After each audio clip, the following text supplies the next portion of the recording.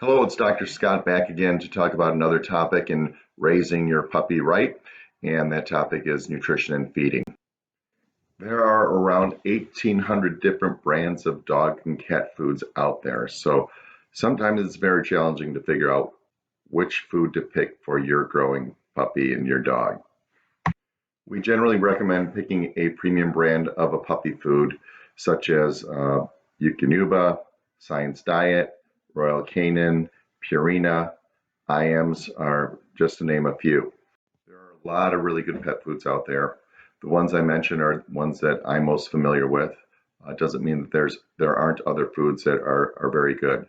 One thing that you might want to do when picking out a pet food, if you're not choosing one of the brands that we recommended, would be to actually check to see on the side panel of the bag of food or on the can of food, to check on the side panel where the nutritional information is and the ingredients are, is to see if there's something about in a statement that this food meets or exceeds the AAFCO's standards for nutritional completeness and balanced diet. The AAFCO is the Association of American Feed Control Officials, and they establish nutritional standards for a variety of pet foods and animal feeds out there.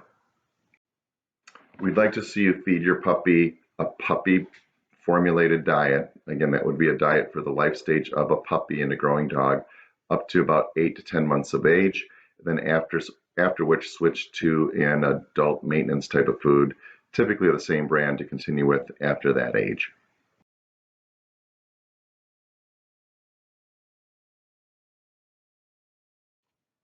Different brands and different types of dog foods have different nutritional and caloric content, so it's impossible to tell you how much to feed your dog. Generally, we recommend looking at the feeding guide on the bag of food and use that as a general guideline to feed your growing puppy. We recommend you feed your puppy 3 times a day up until about 10 to 12 weeks of age, and then reduce those feedings to twice a day. Often you can feed your puppy 3 meals a day by allowing them to have access to food for about 20 minutes at each meal time. Most puppies will eat their fill, walk away, and you know they've had enough for that one meal. You pick it up and then just go to the next meal later in the day for their second meal.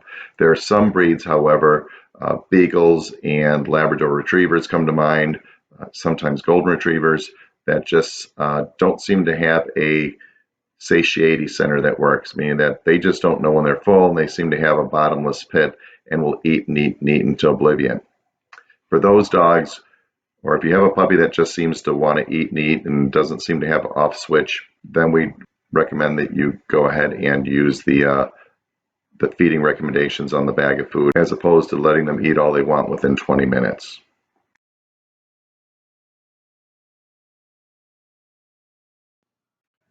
I know a lot of people use treats to train their puppy, and that is not a bad idea, but I really look at giving your puppy treats like giving your child candy. How many candy bars, how many pieces of candy would you give your child in a day? Keep the treats to a minimum. They're not very nutritious, have a lot of calories, cause weight gain. Don't forget you can train your puppy with non-caloric treats of praise. Good boy, good girl, as opposed to always giving them a treat. While most people already know this, I just want to remind you there are a handful of common household human foods that are toxic to dogs, one of which are grapes and raisins. Another one would be onions and garlic. Chocolate is toxic to dogs, and the xylitol sugar-free sweetener that you find in things like sugar-free gum are also toxic to dogs. So make sure you're not inadvertently allowing your dog access to these types of things, and keep those put away in a safe place.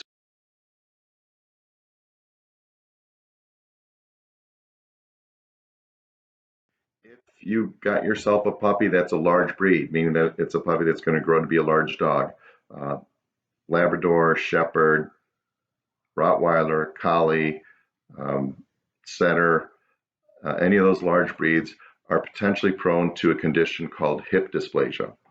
Now, hip dysplasia is a genetic disease where when a puppy is born, they've got a normal ball and socket hip like this, but as they grow, that socket tends to shallow more and more and more until you have this ball and socket hip that moves around like this, creating a lot of problems for the dog in regards to pain and premature arthritis, sometimes very, very severe. By drawing out a large breed puppy's growth curve and growth rate, we can significantly reduce the incidence and severity of hip dysplasia.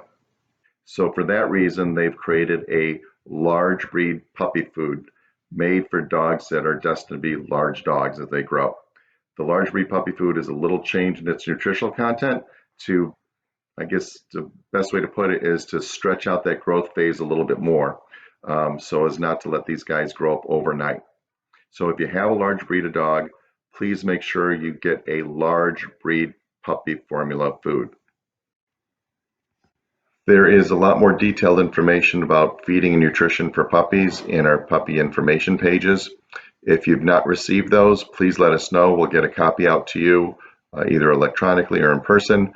Those puppy pages are a very good resource for information regarding the feeding and nutrition of your puppy, as well as all other aspects of puppy care. Thank you.